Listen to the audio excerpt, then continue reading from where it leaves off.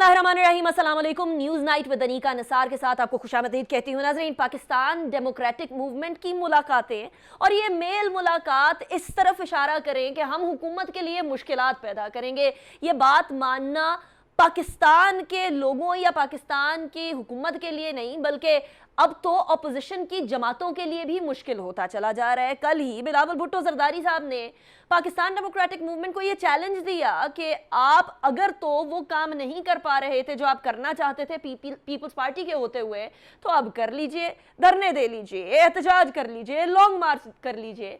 लेकिन क्या पाकिस्तान डेमोक्रेटिक मूवमेंट ऐसा कुछ भी करेगी?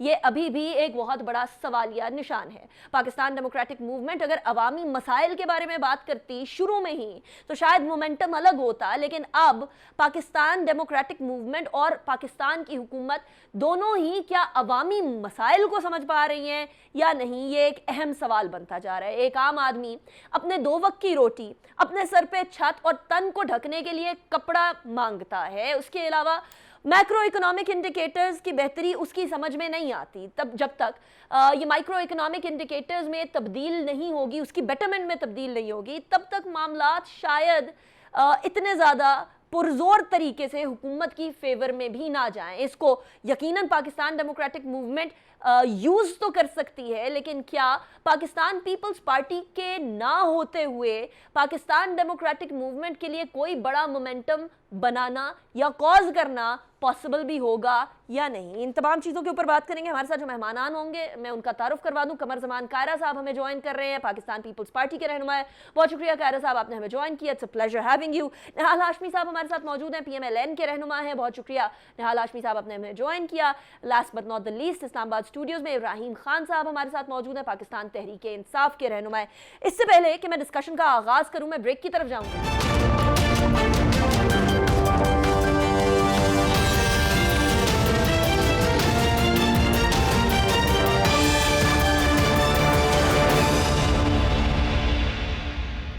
Welcome back after break. बाकायदा डिस्कशन की तरफ चलते हैं। कायरा साहब, सबसे पहले मैं आपकी तरफ ही आऊंगी।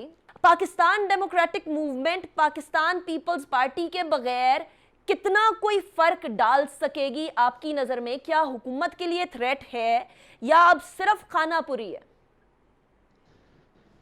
देखिए, हुकूमत के खिलाफ अपोजिशन अगर मुत्तहिद और मुत्तफिक हो तो ज़्यादा मौसर अपोजिशन हो सकती है।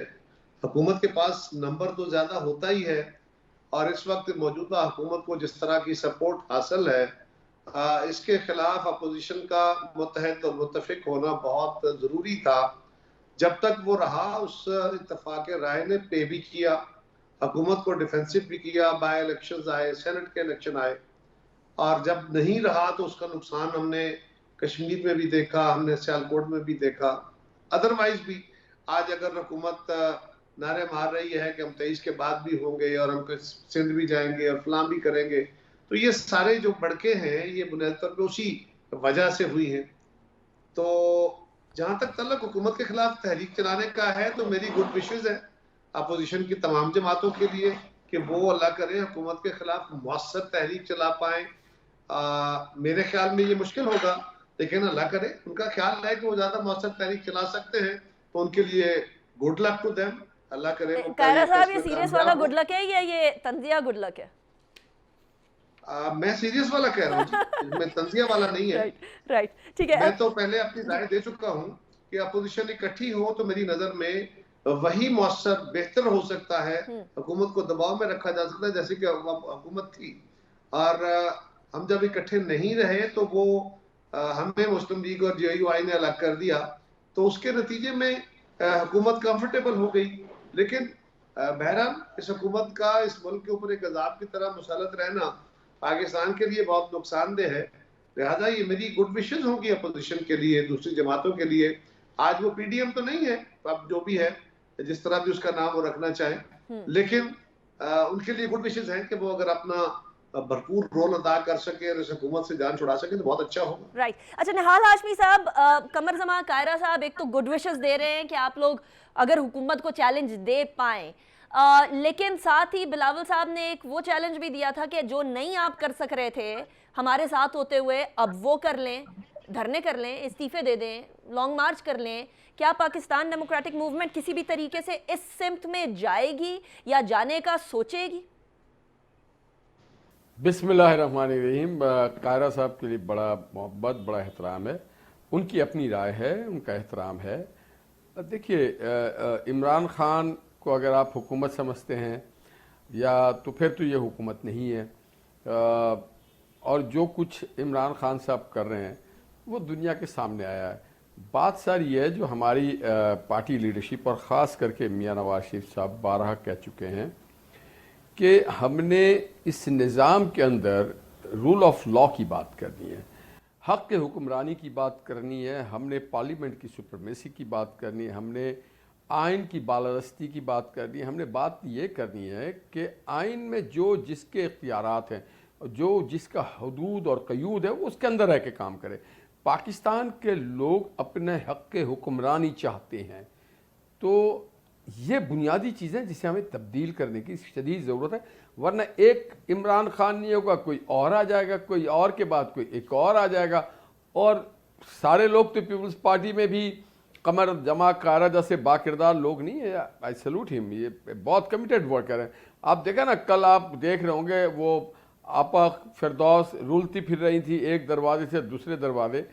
तो ऐसे लोग होते हैं जो रुलते फिरते हैं इधर से उधर, वो बस एक शाख से दूसरे शाख, एक नज़रिए से दूसरे नज़रिए। इस चीज़ की रोक करने की सबसे ज़्यादा शदीद ज़रूरत है कि देखिए, जहाँ हम ब्लेम करते हैं गैर जमहूरी क़ुव्वतों को, वहाँ पे हमें अपने अंदर भी देखना है कि हमारे अंदर कौन लोग हैं जो छोटे छोटे मफाद के लिए और वक्ती फ़ायदे के लिए अपने जो बिरादरी है, जमहूरी फोर्स है, उसको छोड़ के कोई इधर उधर आधा तीतर हो जाता है, आधा बटेर हो जाता है, कोई कहीं पे अपनी मजबूती चाहता है, कोई कहीं पे अपनी रिलीफ चाहता है। तो ये एज ए मिन हैसुल लेकिन कहीं आप ये इशारा तो नहीं कर रहे कि किसी मुफादात की बुनियाद के ऊपर पाकिस्तान पीपल्स पार्टी ने आप लोगों से अलहदगी इख्तियार की? क्योंकि अभी कायरा साहब ने भी कहा कि हम लोगों को तो अलहदा कर दिया गया, यानी आप लोगों ने पहले धक्का दे दिया, उसके बाद पाकिस्तान पीपल्स पार्टी को बोला जवाब दे के आजा नहीं भेजा साइकिलते। तो ऐसे तो नहीं होता। देख, कोई किसी को धक्का नहीं दे सकता है, वो खुद मुख्तार है, उनकी अपनी पार्टी है, सीजन पार्टी है, वो सीजन लोग बैठे हुए हैं, वो और उनको हक हासिल है, वो जिसके साथ चाहें, जो मुफाद चाहें, हम जिसके साथ चाहें। हमारा मुफाद पाकिस्तान के अवाम के साथ है, जमहूरियत के साथ है, कॉन्स्टिट्यूशन के साथ है। हर कोई कोशिश कर रहा है। तो ये यकीन रखें कि जब तक हम एक बार तहतीर करें अपने अंदर से, हम एक बार फैसला कर लें कि हमने पाकिस्तान को किधर लेके जाने हैं, सियासी और जमहूरी, हम एक बार फैसला कर दें, ये लोटे और जो लुटेरे हैं इनके साथ हमारा कोई अभी आपने पाकिस्तान को किधर लेकर जाना है निहाल हाशमी साहब? फिर मैं हुकूमत की तरफ भी आऊं। कोई हुकूमत को डरना चाहिए आप लोगों से क्या? मतलब what are you going to do exactly? देखिए, हम तो पाकिस्तान को कायद-ए-आज़म जिधर लेके जाना चाहते थे उधर लेके जाना चाहते हैं। हम उधर लेके जाना चाहते हैं जो पाकिस्तान का हक है, जो पाकिस्तान का मुकाम है, एक न्यूक्लियर पावर है, 22 करोड़ अवाम है, 60% नौजवान है, अच्छी टेक्नोलॉजी है, ज़रई मुल्क है। बदकिस्मती से हमारे बस ड्राइवर वो लोग बन जाते हैं जो खोते गाड़ी के ड्राइवर होना भी नहीं हो सकते। वो हमारी इसी पॉइंट पे मैं जरा पाकिस्तान तहरीक इंसाफ के इब्राहिम खान साहब की तरफ, अब खोते गाड़ी का ड्राइवर बोल दिया इब्राहिम खान साहब आपको, निहाल हाशमी साहब ने, कि आप लोग जो है वो बेसिकली ड्राइव ही नहीं कर सक रहे, पाकिस्तान को सिमत में नहीं डाल सक रहे, जिसका आप लोगों ने खुद वादा किया था। 100 दिन का प्लान, हम लोग 1 करोड़ जो है नौकरियां देंगे, 50 लाख घर देंगे, हम लोग पाकिस्तान को बिल्कुल ट्रांसफॉर्म कर देंगे। उल्टा अभी पाकिस्तान बहुत सारे चैलेंजेस से नबरदाश्त है, बिलखुसूस महंगाई का चैलेंज, और ऐसे में पाकिस्तान तहरीक इंसाफ में आपस में लड़ाइयाँ चल रही हैं। पहली बात तो ये है कि कायरा साहब बिल्कुल इनको दुआएं दे रहे थे, और जब दवा ख़त्म हो जाती है तो उसके बाद फिर दुआएं ही होती हैं कि जब मकसद दवा काम नहीं कर पा रही होती तो फिर दुआएं होती हैं। तो उनकी अपना स्टांस बिल्कुल ठीक है।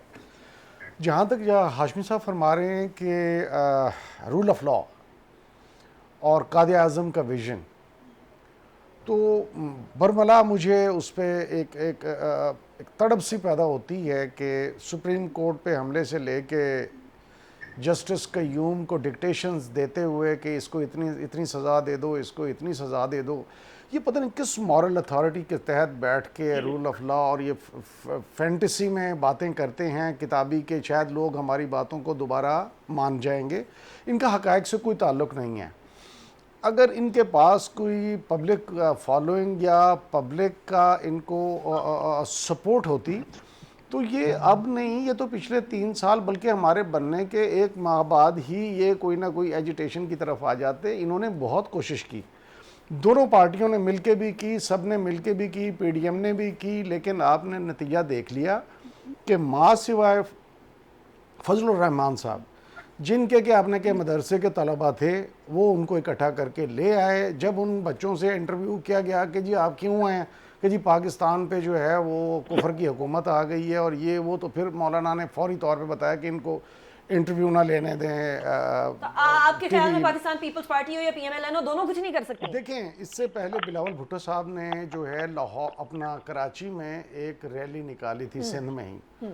उस रैली के एंड पे भी जो खवातीन के इंटरव्यू थे, अगर आपको याद हो, तो उन्होंने कहा कि मैं 2-2 हज़ार रुपये कहा गया था, अब यहाँ पे भूखी प्यासी खड़ी हुई हैं, वो भी अदा नहीं हुए। और जिस वो टीवी के वो जो रिप्रेजेंटेटिव थे, वो बाद में खुदा जाने कैसे ही वॉज मर्डर्ड लेटर ऑन। तो आपको अर्ज करने का मकसद ये है, I am not blaming anybody और I am saying a coincidence. आप देख लीजिए कि वो बंदा बाद में मर्डर हो गया। तो बताने का सिर्फ इतना मकसद है कि इन लोगों को काफ़ी टाइम मिला। अब मैं ये कंपेयर करना शुरू कर दूं कि जुल्फ़िकार अली भुट्टो की पार्टी और ये आज की पीपल्स पार्टी में आप there is no comparison between the two. सही है, ठीक है जी। और इसी तरह कायदे आज़म की मुस्लिम लीग और मियाँ नवाज शरीफ साहब की नून लीग, इनको हम देयर इज नो कंपैरिजन। चले ये बात तो ठीक है, चले कि आप जो है वो 2023 तक इंतखाबात में रहेंगे, लेकिन इसके बाद ये कहना कि 2023 के बाद भी हम ही होंगे, isn't this too tall of a claim? नहीं, it's not too tall of a claim. उसकी बेसिस हैं। देखें, 65% से 70% की पॉपुलेशन आपकी देहातों में है। देहातियों के मामलात को हमने बड़ा विगरसली और सीरियसली एड्रेस किया है। किसान को मराहत दी गई हैं, उसकी जो फसलें थी उसकी पूरी उनको मुआवजा मिला है, जो कि इस हद तक हुआ कि किसान पहली दफ़ा जो है वो कह रहा है कि मैं खुशहाल हो गया हूँ। इंडस्ट्री को हमने उठाया है, इंडस्ट्रियलिस्ट भी हमारे साथ खुश है। हमने जो उनकी पिछले 8 साल से मुस्कुरा रहे हैं। मैं ब्रेक की तरफ जाती हूं, उसके बाद जिन्हें हाल हाशमी साहब और अल्लाह करे हमेशा से मुस्कुराते रहे। हम कब कह रहे हैं कि वो मेरी बातों पे मकसद है कि अफसरदा हूं। मैं ब्रेक की तरफ जाऊंगी, उसके बाद कायरा साहब की तरफ जाऊंगी, क्योंकि पंजाब के अंदर अभी पाकिस्तान पीपल्स पार्टी ने भी नजरें जमाई हुई हैं और पाकिस्तान के इस आबादी के लिहाज से बड़े सूबे की तरफ पाकिस्तान पीपल्स पार्टी भी कोशिश कर रही है कि जो है वो नेक्स्ट इलेक्शंस के अंदर यहाँ से खातिर ख्वाह नशिस्तें ले सके। तो क्या पाकिस्तान तहरीक इंसाफ के इस क्लेम से इत्तफाक करते हैं या नहीं? एक ब्रेक के बाद।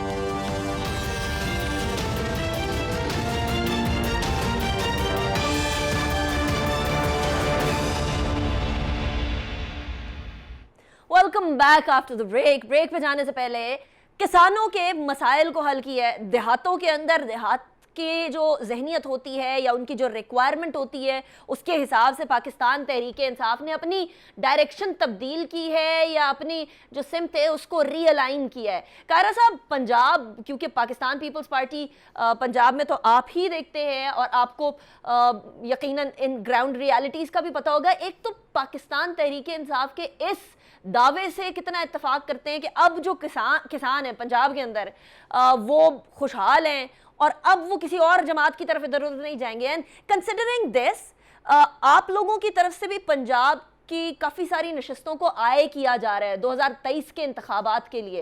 दावे भी किए जा रहे हैं कि अब पंजाब के अंदर भी पाकिस्तान पीपल्स पार्टी आगे बढ़ती हुई नजर आएगी। तो हम किस तरह से लें इसको, अवाम किधर का पलड़ा भारी समझे? पहली गुजारिश तो ये है जी, मैं कुछ हफ्तों कबल या कुछ चंद माह कबल तक तो मैं पंजाब के डायरेक्ट देख रहा था पंजाब के अफेयर्स को, लेकिन अब मैं पंजाब का सदर नहीं हूँ जी, आई नो। और मेरी जगह असलम गिल साहब इस मामले को देख रहे हैं पंजाब के अफेयर्स को, लेकिन मैं पार्टी का कारकुन हूँ, उसी जगह मौजूद हूँ अपने साथ अपनी पार्टी के। गुजारिश ये है कि पीपल्स पार्टी ने पंजाब में, पंजाब की बड़ी जमात पीपल्स पार्टी हुआ करती थी, फिर पीपल्स पार्टी को बार बार तोड़ के 2002 तक भी और 2013 तक भी सब दौर में पीपल्स पार्टी को अल्टीमेटली तोड़ने की कोशिश की गई और 2018 के इंतखाब में भी सबसे ज्यादा लोग पीपल्स पार्टी पंजाब से ही तोड़ के शामिल कराए गए पीटीआई में। तो ये एक तसलसल के साथ जो रियासती जबर था इसने पीपल्स पार्टी को पंजाब में यकीनन कमजोर किया। लेकिन हमारे बहुत सारे साथी, हमारी कुछ 40 के करीब नशिस्तें वो हैं जहां पे हमारे साथियों ने अच्छे वोट लिए, नशिस्तें नहीं जीत सके लेकिन अच्छा कम्पीट किया, और लोगों को भी समझ आ गई 5 साल मुस्लिम लीग हुकूमत में रही, उन्होंने क्या किया। अब 3 साल से ये गवर्नमेंट है, इन्होंने कितनी महंगाई कंट्रोल कर ली है, कितने अपने वादे पूरे किए हैं, बिजली सस्ती कर दी, तेल सस्ता कर दिया, गैस सस्ती कर दी, टैक्स खत्म कर दिए, खाने पीने के अशिया सस्ती कर दी।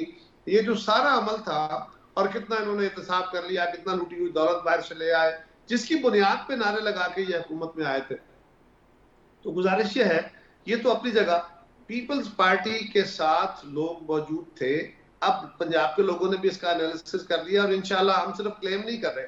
जिस तरह आपको सरप्राइज आपको मिला बलूचिस्तान में, बहुत जल्द आपको पंजाब में भी एक बड़ा इंशाल्लाह ताला आपको नजर आएगा। पंजाब के अंदर एक पूरा हलचल पीपल्स पार्टी की तरफ से। रही बात कि जी पंजाब में किसान को या मुल्क में किसान को किस गवर्नमेंट ने फायदा दिया है, याद कीजिएगा 2008 में जब हम हुकूमत में आए थे तो पाकिस्तान गंदम भी इंपोर्ट कर रहा था, चीनी भी इंपोर्ट कर रहा था, दालें भी इंपोर्ट कर रहा था, और बहुत सारी दीगर अशिया भी इंपोर्ट कर रहा था। और एक साल में, सिर्फ एक साल में हमने किसान को उसकी फसलों की कीमत दी तो पाकिस्तान खुद कफील हुआ। एक साल में दहशतगर्दी थी, आलमी कसाद बाजारी थी, बहरान था बहुत बड़ा, और तेल की कीमतें आसमान पे चली गई थी। इसके बावजूद किसान खुशहाल हुआ। दूसरे साल हम गंदम भी एक्सपोर्ट कर रहे थे, चीनी भी एक्सपोर्ट कर रहे थे, राइट। और ये कमाल हुकूमत है, किसान खुशहाल हो गया, सब अच्छी हो गए।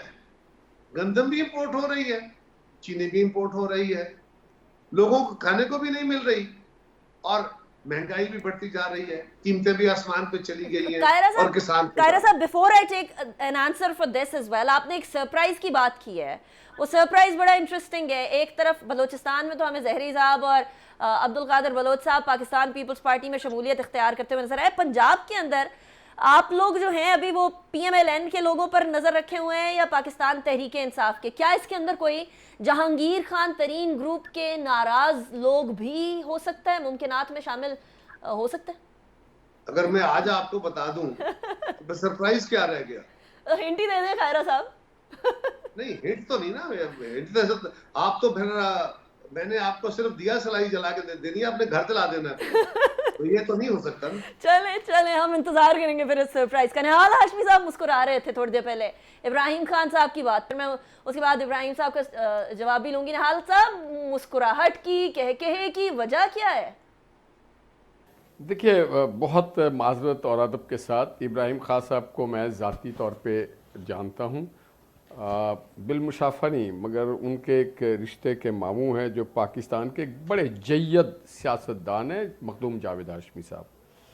तो मुझे पता है ये इब्राहिम खान साहब आज़ाद जीत के लड़े, ये बाहर रहे, बहुत काबिल आदमी हैं, पढ़े लिखे हैं, अच्छा कारोबार कर रहे हैं, मैनेज करते सब कुछ। ये PTI के नहीं थे, और ये PTI से टिकट लेके नहीं जीते थे, आज़ाद हैसियत से जीते थे। इनके वालिद साहब भी बड़े अपने इलाके के बड़े मुअज़्ज़िज़ हैं और जीतते रहे, इनका ख़ानदान बड़ा वहाँ मजबूत है। मैं हंस इसलिए रहा था कि जो देहातों में रहते हैं, हर देहाती के पास ज़मीन नहीं होता है। देहात में भी 5% लोग हैं जो लैंड ऑनर्स हैं, बाकी जो लोग हैं वो बेचारे मजदूरी करते हैं, नौकरियां करते हैं, दुकानदारी करते हैं। मैं हंसी इसलिए आ रही थी कि जिस देहात में इब्राहिम खान साहब भी रहते हैं, उसी देहात में लोग दुकान से आटा ख़रीद के खाते हैं। हमारी एक कॉन्सेप्ट है शहर में कि जैसे देहात में रहने वाले जो लोग हैं उन सब के घर में गंदम की बोरियां उतरती हैं और सबके घर में आटा मुफ्त है, घी मुफ्त है, सबके 2-4 बैल हैं, 2-4 गायें हैं, 2-4 भाई, ऐसा नहीं है। शहर से ज़्यादा बुरे हालात में देहात के लोग रहते हैं, उनको तो रोज़गार के मौके भी, वो तो रहम करम पे होते हैं बड़े ज़मीन। और ज़मीनें हमारे यहाँ जो है वो ठेके पे ज़्यादातर दी गई है और बड़े होर्डिंग्स के पास है। जिसके पास 2-4 एकड़ है उसके घर के बच्चे कहीं रिक्शा चला रहे हैं, कहीं पे मजदूरियाँ कर रहे हैं। मैं इसलिए हंस रहा हूँ कि वो क्या घी और चीनी और गोश्त और दीगर चीज़ें और खुर्दनोश की और बिजली ये भी सस्ती है। तो इब्राहिम खान साहब चूँकि बहुत अच्छे आदमी हैं, बहुत अच्छे आदमी, इसलिए बहुत एहतराम के साथ कहूँगा, हुजूर वाला नवाज शरीफ 9 रुपया का छोड़ के गया था, आज 20 रुपया प्लस पे बिजली जा चुकी है। हुजूर वाला आटा, गंदम, चीनी और साग के अलावा भी चीज़ें लोगों को मार्केट से लेनी पड़ती है। डिटर्जेंट पाउडर भी है, बहुत सारी चीज़ें, दवाइयाँ भी मार्केट से लेनी पड़ती है। तो खुशहाल कोई नहीं है, सारे हाथ उठा के झोलियाँ भर भर के आपके इस मौजूदा हुकूमत को बद्दुआएं दे रहे हैं। और अगर कोई कहता है 2023 के बाद भी रहेगा, तो फिर बंदा कहेगा इससे अच्छे मैं खुदकशी के मर जाऊं, मैं जहन्नम में चला जाऊं, यहां नहीं रहना। मैं सच बताऊं, गरीब ये वाली बात मैं बिल्कुल भी किसी भी तरीके से इनकरेज नहीं कर सकती कि कोई भी जो है सर वो क्या बात कर रही है, लेकिन गरीब आदमी कल आज इस मुल्क का, आज इस 1 मिनट, आज इस मुल्क का जो हाल क्या हुआ। फिर एक रटी रटाई बात है, मदरसा के तालिब इल्म, इब्राहिम भाई, मदरसा के तालिब इल्म भी पाकिस्तान के तालिब इल्म हैं, वो पाकिस्तान के बाशी हैं, यही के बेटे हैं, यही के बच्चे हैं, ये कोई इंपोर्टेड थोड़ी है। तो वो आपके पास बर्गर बच्चे आते हैं, उनके पास मदरसे के बच्चे आते हैं, हमारे पास कोई और बच्चे आते हैं। मैं क्विक आंसर ले लूं। इब्राहिम साहब, यूटिलिटी स्टोर्स कह रहे हैं अगर बाहर की इंपोर्टेड गंदम है उसी के अंदर से हमें हिस्सा दे दें आप, हम लोगों के यहाँ जो गंदम चीनी का मसला चल रहा है इसको हल कर दें आप, तो फिर आप कह रहे हैं खुशहाल है। खुशहाली तो फिर ट्रिकल डाउन इफेक्ट होता है ना। नहीं, बिल्कुल होता है। मैं आपको फैक्ट्स एंड फिगर्स के साथ बताता हूँ। सबसे पहले तो मैं अल्लाह इनको कायम व दायम रखे, इस दुनिया में भी खुशहाल रहें और जब आखिरत में जाएं तब भी खुशहाल ही रहें, और अल्लाह इनको अपनी अमान में रखे। ये जज्बात में आ गए थे तो इस किस्म के नहीं अल्फाज अपने मुतल्लिक भी नहीं कहने चाहिए, अपने लिए कहा है, मैं एज ए नेशन कह रहा हूँ। मैं वही अल्लाह सबको अपनी अमान में रखे। तो मैं अर्ज़ ये करना चाह रहा था, देखें आपने इस साल अपने गंदम का टारगेट मुकम्मल कर लिया है, आपकी गंदम इस वक्त मुकम्मल है, उसके बावजूद आप 10 लाख टन इंपोर्ट करें स्ट्रेटेजिक उसके तहत के गंदम की फर्दर एक जो आपकी रिजर्वॉयर्स जो होते हैं उसको कायम रखने के लिए कि किसी सूरत में भी एक मार्केट पे वो बोझ न लाया जा सके जो ये बैठ के करते हैं सट्टाबाज। और उस मामले में क्योंकि हम अपनी गंदम इसी साल सिर्फ कीमत बढ़ाने से इस साल हम सेल्फ सफिशिएंट हो चुके हैं और हमने अपनी जो रिक्वायरमेंट्स थी उससे ज़्यादा पंजाब में गंदम की है। सिंध थोड़ा सा शॉर्ट हुआ है जो कि वो हमारे से पूरा हो जाएगा। इसके अलावा जो आप कह रही हैं यूटिलिटी स्टोर्स पे हमारी अपनी गंदम जा रही है। अब वो चीनी गंदम के बहरान बार-बार हम देख रहे हैं इब्राहिम खान साहब, these are not made up stories, these are stories that are practically there। Ibrahim भाई से पूछे क्या 25 रुपए का आ रहा है। देखिए अब मई में जो है जो आपकी न्यू क्रॉप आई है इस वक्त आपके पास फुल स्टॉक्स मौजूद हैं उसके। चले यू से कीमत बता दी इब्राहिम साहब। जी सर, कीमत बताएं प्लीज। कीमत छोटा सा बात कह लूं जी कायरा साहब। देखिए गुजारिश ये है कि गवर्नमेंट का क्लेम ये है कि किसान को बहुत खुशहाली मिली है, उसको हमने कर्जे दिए हैं, उसको फसलों की कीमत दी है और हमारा जीडीपी में उसका शेयर बढ़ गया है। अगर पाकिस्तान में एग्रीकल्चर ग्रोथ हुई है तो फिर आपको गंदम बाहर से क्यों मंगवानी पड़ रही है भाई? हम तो अपने दौर में 2008 में इंपोर्ट हो रही थी, 7 में इंपोर्ट हो रही थी, 2008 में हम आए, 8 में हम खुद कफील हुए, 9 में हम एक्सपोर्ट कर रहे थे। कायरा साहब वो कह रहे हैं हम स्ट्रेटेजिक रिजर्व्स बना रहे हैं, स्ट्रेटेजिक रिजर्वोयर के तौर पे इमरजेंसी में ना जाए, हमारी मुकम्मल है, रिक्वायरमेंट पूरी है। पहले आप स्ट्रेटेजिक रिजर्व को एक्सपोर्ट कर देते हैं, फिर उसका बहरान आता है, फिर आप इंपोर्ट करते हैं और वजीर आजम साहब के बकौल उसमें कार्टेल्स जो हैं जिसका 70% शेयर जो है शुगर का वो तो उन लोगों से के पास है जो पीटीआई का हिस्सा है, और वो कार्टेल्स बकौल वजीर आजम के पाकिस्तान के लोगों से सैकड़ों अरब खा जाते हैं, स्कैंडल हो जाते हैं, फिर भी आप कहते हैं कि पाकिस्तान खुशहाल हुआ है, किसान खुशहाल हुआ है। राइट इब्राहिम साहब जवाब देना चाह रहे हैं। जी मैं सिर्फ इतना सा कहना चाहूँगा कि पहली बात तो ये है कि ये जो महंगाई है ये बेसिकली डिवॉल्व सब्जेक्ट है और प्रोवेंशियल सब्जेक्ट है। हम पंजाब में हमने महंगाई कर दी, केपी में कर दी, बलूचिस्तान में कर दी, ये कम से कम सिंध में तो उसको क्योंकि 15 से ज्यादा मिले इन्हीं की कंपनी की है। अब सुने ना 15 से ज्यादा मिले इन्हीं की है, कम से कम चीनी ही सस्ती कर देते, यहाँ पे 90 में मिलती, वहां पे 45 में मिलती, हम कहते जी देखा ये फर्क है।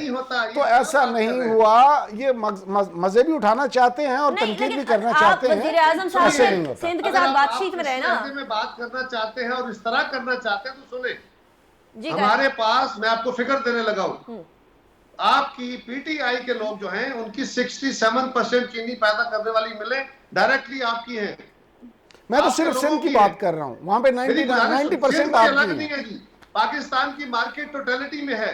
आपके जो सूबाई बॉर्डर्स है वहां कोई दीवारें नहीं खड़ी हुई, चीजें फ्री फ्लोट होती हैं। ये बिल्कुल गलत तस्वर है कि जी एक सूबे में चीजें महंगी होंगी दूसरे में सस्ती होगी, कैसे हो सकता है?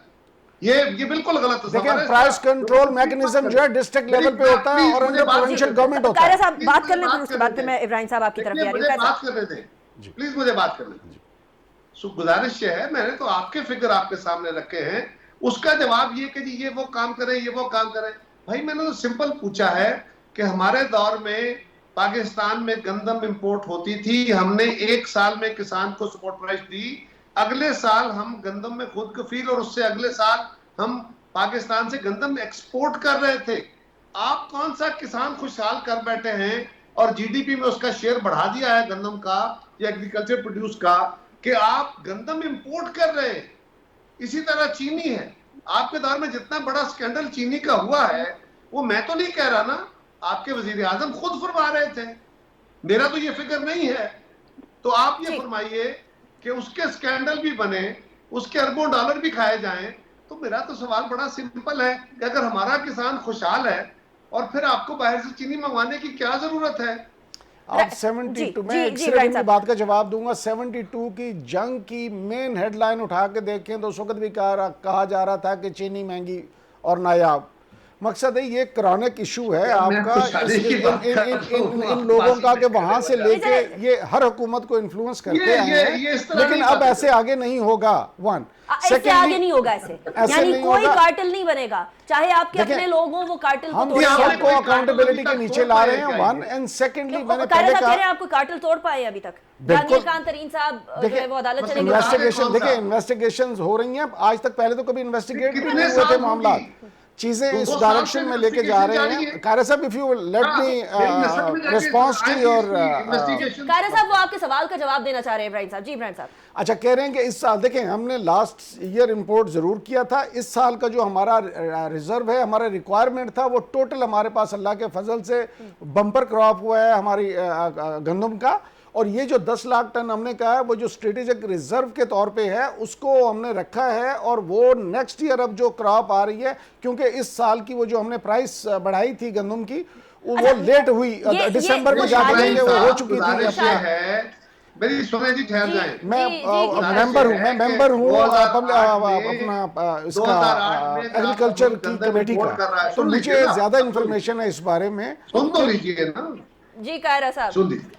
2008 में अगर आपका मुल्क गंदम इंपोर्ट कर रहा था और 2009 में सेल्फ सफिशिएंट हुआ और 2010 में आपका सेल्फ सफिशिएंसी क्रॉस करके स्ट्रेटेजिक रिजर्व अपने पास रख के और आप गंदम एक्सपोर्ट कर रहे थे, वो बम्पर क्रॉप थी, वो किसान की खुशहाली थी या आज है? अच्छा मुझे इसी पॉइंट पे जरा निहाल हाशमी साहब की तरफ बताने दें, मुझे उनको भी जरा डिस्कशन का पार्ट बनाने दें। निहाल हाशमी साहब, अगर हुकूमत कह रही है कि हम लोगों ने स्ट्रेटेजिक रिजर्व जो है अब रख लिए हैं, नाउ नेक्स्ट ईयर ऑनवर्ड्स इस तरह की कोई शॉर्टेज नहीं होगी जो हमें माजी में देखने में आती थी, और गंदम के ऊपर आपस में सूबों के भी बड़े इख्तलाफात हो रहे होते थे, अब ये नहीं देखने में आएगी एटलीस्ट। तो क्या अगर ये स्ट्रैटेजी है तो what's wrong in the strategy, strategic reserves बनाने में? अनिका, इब्राहिम साहब से बहुत एहतराम के साथ, इनको तो पता है स्ट्रेटजी क्या चीज़ है, इन्होंने अच्छी स्ट्रेटजी बनाई, इन्होंने जीत गए। ये इस हुकूमत की स्ट्रेटजी अगर बनानी होती तो अब ये अफ़गानिस्तान से लेकर के, कश्मीर से लेकर के, सराउंडिंग से लेकर के, महंगाई से लेके, बिजली से लेके, पेट्रोल से लेके, बेरोज़गारी से लेके हर चीज़ पे स्ट्रेटजी बना लेती। स्ट्रेटजिक के बहाने इनको पता ही नहीं इस हुकूमत को। मैं खान साहब को नहीं कह रहा हूँ, इब्राहिम खान साहब को नहीं कह रहा हूँ, 3 साल में स्ट्रेटजिक इनकी जो सिचुएशन है वो किसी, आप क्या हमें सड़ा हुआ गंदम देंगे, 2010 की गंदम देंगे, आप क्या देना चाहते हैं? हम कहते हैं कि फसल और जो पैदावार है पूरी दुनिया में मैक्सिमम 6 मंथ 1 ईयर रखता है, वरना गोडाउनों में सड़ चुका होता है वो जो गंदम होता है। इसीलिए जो अच्छे ममालिक हैं वो एक सफिशिएंट स्टफ अपने पास रखते हैं और फिर एक्सपोर्ट कर देते हैं या फिर लोगों को डोनेट कर देते हैं। स्ट्रेटेजिक का जो जुमला है ये कागजों में तो अच्छा लगता है, मगर जब हम बाजार में जाते हैं और एक आम आदमी से बात करते हैं, एक औरत से बात करते हैं, एक खातून से बात करते हैं, एक बुजुर्ग से बात करते हैं, तो वो स्ट्रेटेजिक लफ्ज बड़ी दूर की बात है। वो आधे टुकड़े रोटी के लिए तरस रहा होता है। मुल्क को हम उस मुकाम पे लेके आ गए हैं कि एग्रीकल्चर मुल्क होते हुए हम इंपोर्ट करते हैं, हर चीज इंपोर्ट करते हैं। ठीक है। कहां गया 3 साल की स्ट्रेटेजिक? कहीं पर भी नहीं। ये बस झंडे और गाड़ियां और बस, इससे ज्यादा ये जो पार्टी है, इनको एक बना लेना चाहिए लोटा विंग। सुन ले मेरी पूरी बात आखिर में, इनको एक लोटा विंग बनाना चाहिए, क्योंकि इनके पार्टी में बेशतर लोटे। जी जी जी, निहाल हाशमी साहब, एक आपकी सजेशन होगी, कायरा साहब की भी सजेशन ले लेते, फिर क्लोजिंग छोटा सा देखिए, वजीर आजम साहब ने पिछले साल चीनी के बहरान पे नोटिस दिया कि चीनी का रेट अचानक बहुत ज्यादा बढ़ा दिया गया, 50-60 रुपए से लेके वो 100 रुपए क्रॉस कर गया, 85-90 रुपए हो गया। वजीर आजम साहब ने बाकायदा इस पे कमीशन बनाया और कहा गया कि कार्टेल्स ने आर्टिफिशियल रेट बढ़ाया है, और इसका मतलब ये था कि वो रेट जायज नहीं था, कम होना चाहिए था। जब तक कमीशन की रिपोर्ट आई उस वक्त तक वो रेट और आगे बढ़ गया, और अब वो कमीशन की रिपोर्ट कहीं दब गई है और रेट और आगे बढ़ गया है। तो अगर चीनी में डाका नहीं था तो फिर कमीशन क्यों बनाया? और अगर कमीशन बनाया था और वजीर आजम साहब का तहफ़्फ़ुज़ दुरुस्त था तो फिर चाहिए था कि चीनी की कीमतें वापस आती। ठीक है, इब्राहिम साहब रिप्लाई, और उसके बाद फिर मैंने क्लोजिंग की तरफ जा रहे हैं। मैं सिर्फ इतना से कहना चाह रहा हूं कि कायरा साहब फरमा रहे थे रिजर्व्स के बारे में कि स्ट्रेटेजिक रिजर्वायर क्या होते हैं, हम एक्सपोर्ट करते रहे अपने दौर में। अभी रिसेंटली लास्ट ईयर जब इनकी वो गंदम की बोरियों को खोला गया था, उसमें से मिट्टी निकली थी सिंध के गोदामों से। ये पूरे पाकिस्तान को पता है। हकायक जो हैं वो मानने चाहिए। इन्होंने वाकई उस वक़्त कीमत बढ़ाई थी, किसान ने रिस्पॉन्ड किया और उस वक़्त वाकई ही पैदावार बढ़ी थी। सेम वे हमने भी किया और उसकी पैदावार बढ़ी है। और अभी जो है, मैं बताना ये चाह रहा था, मैं फूड सिक्योरिटी का मेंबर भी हूँ। हमने इनको सितंबर में रिक्वेस्ट की थी, लेकिन वो जाके दिसंबर में जब तक कि काश्त हो चुकी थी गंदम, उसके अब इन्होंने 1600 रुपए कर दी थी, बाद में 1800 रुपए की। अगर ये शुरू से कर दी जाए, अब नेक्स्ट आ रहा है ना सीजन, आपकी एक्सपोर्ट होगी। और मैं लास्टली आपसे ये सिर्फ इतना अर्ज करना चाह रहा हूं, मैं सर मुझे सिर्फ एक मिनट मुझे बात करना दीजिए। मैं सिर्फ इतनी सी बात करना चाह रहा हूँ कि अगर ये सारी बुराइयां हमारी गवर्नमेंट में मौजूद हैं तो इलेक्शन में रिफ्लेक्शन में जो आ रहा है, कश्मीर में हमारा इलेक्शन जीतना और सियालकोट में जीतना, वो क्यों नहीं नजर आ रहा? 2018 से लेकर 253 वोट लिए थे खुशाब वाले इलेक्शन।